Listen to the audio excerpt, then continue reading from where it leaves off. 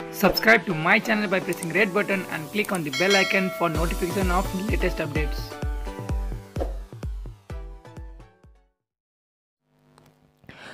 नेपालको भूमि मिचेर भारतले लिपुलेकमा सडक निर्माण गरेको विरोधमा नेपाल मजदुर किसान पार्टीले विरोध र्याली निकालेको छ। आइतबार नेमकेपाको भाद्री सङ्गठन, नेपाल क्रान्तिकारी युवा सङ्घ र नेपाल क्रान्तिकारी विद्यार्थी सङ्घको संयुक्त आयोजनामा भक्तपुरको कमल विनायकबाट विरोध जुलुस सुरु भएको हो।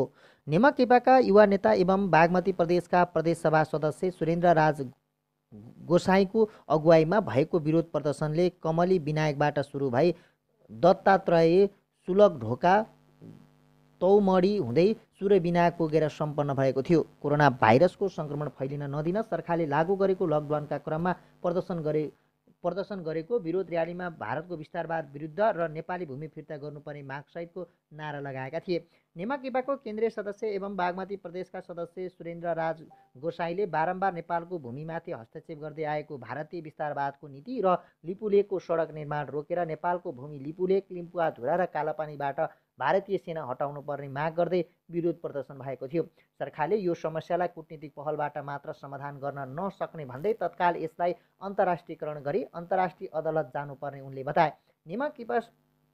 नेमकिपा सङ्घका अध्यक्ष सुदिन खिउजू र समापनका क्रममा सूर्य विनायकका नेक्रा यु सङ्घका अध्यक्ष मिनबहादुर बाटाले नेपाली भूमिमाथिको भारतीय हस्तक्षेप कुनै हालतमा सही नहुने बताएका थिए। यसअघि नेपाल मजदुर किसान पार्टीका अध्यक्ष नारायण मान विजुक्षले अध्यक्षतामा बसेको पार्टी केन्द्रीय सचिवालयको बैठकले भारतले नेपालको भूमि लिपुलेक अतिक्रमण गरी लिपुलेक भन्ज्याङसम्म सडक निर्माण गरेकोमा विरोध एवं भर्त्सना गरेको थियो।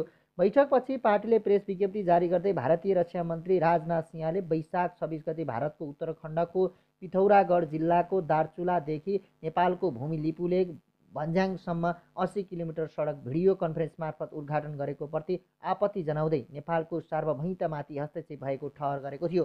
भारतले सन् 2019 नोभेम्बर 2मा नेपालको भूमि लिम्पुवाधुरा, लिपुलेक र कालीपानी भारतीय नक्सामा गाभेर प्रकाशित गरेको नक्सा खारेजीको माग गर्दै विज्ञप्तिमा सुगौली सन्धि अनुसार महाकाली नदी पूर्वको लिम्पुवाधुरा, लिपुलेक र कालापानी नेपाली भूभाग भएकाले यहाँ तैनात भारतीय सेना तत्काल हटाउन समेत माग गरेको छ। नेमकेपाका सचिव प्रेम सुवालको हस्ताक्षरमा जारी विज्ञप्ति मार्फत नेपाली भूमि लिपुलेक अतिक्रमण गरी दार्चुला लिपुलेक भन्ज्याङ सडक सन् 2008 देखि निर्माण सुरु गरी गत महिना सम्पन्न गर्दा समेत नेपाल सरकारले थाहा नपाएको प्रति विरोध जनाउँदै आफ्नो भूमि रक्षाका लागि यो विषयलाई अन्तर्राष्ट्रिय अदालतमा लैजानु पर्नेमा जोड दिएको छ।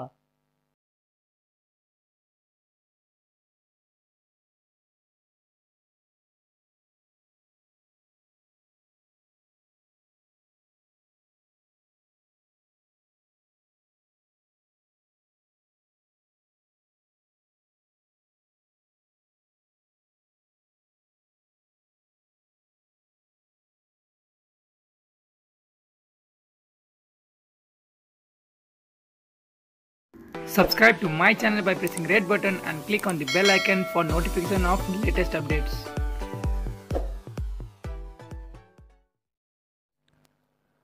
सिक्किम तर्फको चीन भारत सीमा क्षेत्रमा दुई तर्फका सैनिकबीच झडप भएको छ। झडपमा दुवै तर्फका 11 सैनिक घाइते भएका छन्। प्रहरी स्रोतका अनुसार उत्तरी सिक्किमको नाकुला क्षेत्रमा शनिबार यो झडप भएको हो। समाचारमा बताइए अनुसार दुवै पक्षको बीचमा झडप र विवाद भएको थियो, जसमा 4 भारतीय र 7 चिनिया सैनिक घाइते भएका छन्। यद्यपि स्थानीय स्तरमा यो विवाद सुल्झाइएको छ। यो विवादमा 150 सैनिक सामेल रहेको बताइएको छ। लामो समयको विवादपछि दुवै तर्फका सेनाहरू आफ्नो पोस्टमा फर्किएका थिए। भारत र चीनको सीमा क्षेत्रमा बेला बेला तनाव हुने गरेको छ। यसअघि सन् 2017मा पनि चीन र भारतको क्षेत्रमा तनाव भएको थियो।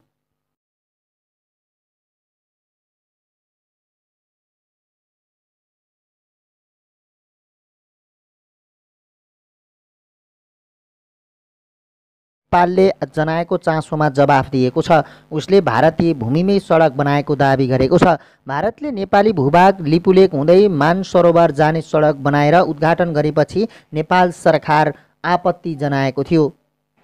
तर भारतीय विदेश मन्त्रालयले यो सडक भारतीय क्षेत्रमा नै बनेको दाबी गरेको छ। भारतीय विदेश मन्त्रालयले शनिबार साँझ जारी गरेको वक्तव्यमा भनेको छ, यो सडकले कैलाश मानसरोवर यात्राका तीर्थयात्रीहरूलाई प्रयोग गर्ने पहिलेकै बाटो पछ्याइएको छ। नेपाल र भारतको सीमा विवाद समाधान गर्न संयन्त्र बनेको भन्दै उसले कूटनीतिक संवादबाट समस्या समाधान गर्न प्रतिबद्ध रहेको पनि बताएको छ। दुवै देश कोरोना महामारीपछि परराष्ट्र सचिव स्तरीय वार्ताको मिति तय गर्न प्रयासरत रहेको समेत भारतीय विदेश मन्त्रालयले जनाएको छ। तिब्बतमा रहेको कैलाश मानसरोवर यात्राका लागि उत्तराखण्ड स्थित धारचुला क्षेत्रको पथौरागढबाट नेपालको दार्चुलाको गुन्जी क्षेत्रबाट लिपुलेक पुग्न लिङ्क रोडको भारतले शुक्रबार उद्घाटन गरेको थियो। यसको नेपालमा विरोध भइरहेको छ। And click on the bell icon for notification of latest updates.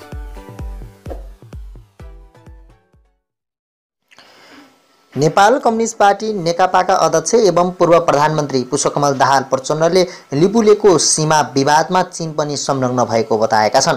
प्रतिनिधि सभाको राज्य व्यवस्था तथा सुशासन समितिको बैठकमा उनले नेपाल र भारतबीच लिम्पुवाधुरामा रहेको सीमा विवाद अब भारतसँग मात्र छलफल गरेर समाधान नहुने बताएका हुन्।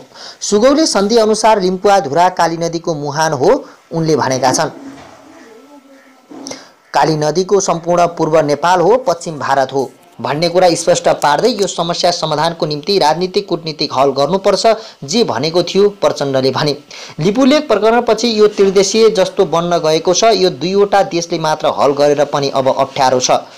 त्यहाँ चीन पनि संलग्न भएको छ। भारत चीनको सम्झौता सहमति भएको हुनाले उनले भनेका छन्।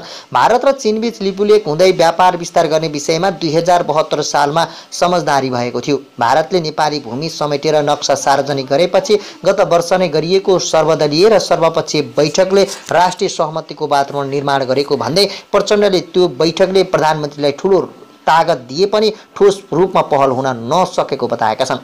सीमा मिचिएका विषयमा नेपालले भारतलाई हालै पत्र पठाउनु उचित भन्दै उनले पत्रले मात्र नपुग्ने धारणा राखे। उक्त लेटर नीतिगत रूपमा, सैद्धान्तिक रूपमा, भावनात्मक रूपमा पनि ठिक नै छ।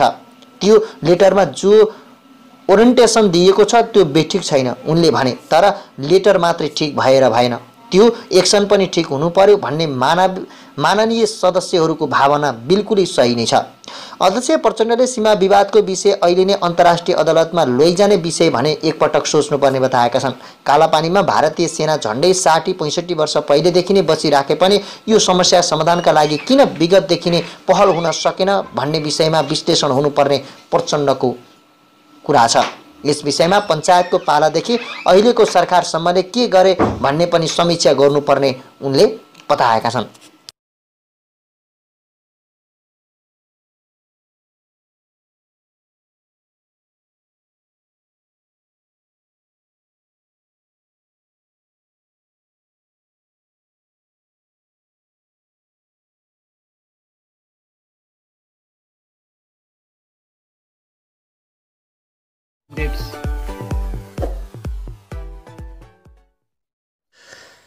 नेपाल भारत सम्बन्धमा निकटता र दोहोरो समस्याको सुनवाई गर्न हरेक महिनाको अन्तिममा दुई देशका प्रधानमन्त्रीबीच फोन वार्ता गर्ने पद्धति थालिएको थियो।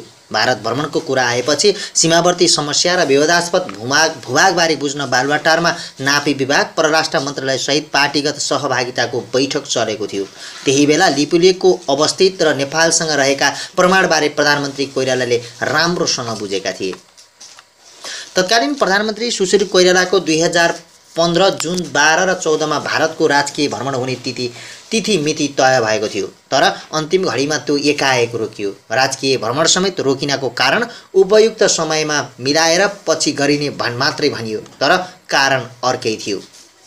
उता बेजिङमा भारतीय प्रधानमन्त्री नरेन्द्र मोदी र चिनिया राष्ट्रपति सी जिनपिङ बीच नेपाली भूमि लिपुलेकबारे द्विपक्षीय व्यापारिक नाका बनाउने सहमति भएपछि नेपाल सरकारले तत्कालै काठमाडौँमा भारत र चीनका दुवै राजदूतलाई प्रोटेस्ट नोट पठाउँदै उक्त सहमतिप्रति विरोध जनाएको थियो। त्यही असहज स्थितिमा प्रधानमन्त्री कोइराला र भारतीय समकक्षी मोदीबीच फोन वार्ता भएको थियो। वार्तामा कोइरालाले भनेका थिए, यो लिपुलेकको कुरा के हो, यो हाम्रो भूभागबारे हाम्रो सहमति बेगरे बेजिङमा सहमति गर्नुभयो, यस्तो किन भयो। यही संवादपछि प्रधानमन्त्री कोइरालाको भारतीय राजकीय भ्रमण रोकिएको थियो। अकारण र एकाएक अनि दुईतर्फी फोन संवादहरू पनि बन्द भए। यही 20 महिने कार्यकालमा एक पटक पनि भारतको राजकीय भ्रमण नगरी पदबाट मुक्त भएका प्रधानमन्त्री बन्न पुगे कोइराला। ठिकै छ, भ्रमण त रोकियो। देशको भूभाग अतिक्रमणित भएको विषयमा दुवै देशलाई नोट पठाएको थियो र भारतीय प्रधानमन्त्रीलाई प्रत्यक्ष फोन वार्तामा अवगत भइसकेको थियो। तर यो गम्भीर सरोकारमा परराष्ट्र मन्त्रालयको कहिल्यै फलोअप हुन सकेन। तत्कालीन प्रधानमन्त्री कोइरालाका कूटनीतिक सल्लाहकार दिनेश भट्टराईले भने पूर्वाधिकारी सरकारको राम्रो काम कुरा र कूटनीतिक अर्थका कामहरूको उत्तराधिकारी सरकारले फलोअप गर्न चाहेकै थिएन। यही विषय यतिका समयपछि फेरि गत नोभेम्बरमा भारतले आफ्नो राजनीतिक नक्सामा लिपुलेखलाई समेटेपछि मात्रै ध्यान आकर्षण आएको थियो। भारतको उत्तराखण्ड राज्यमा पर्ने पिथौरागढ दार्चुला हुँदै कालापानी र लिपुलेख नाकाबाट चीन प्रवेश गर्ने सडकको उद्घाटन भएपछि मात्रै नेपाल सरकारले आफ्नो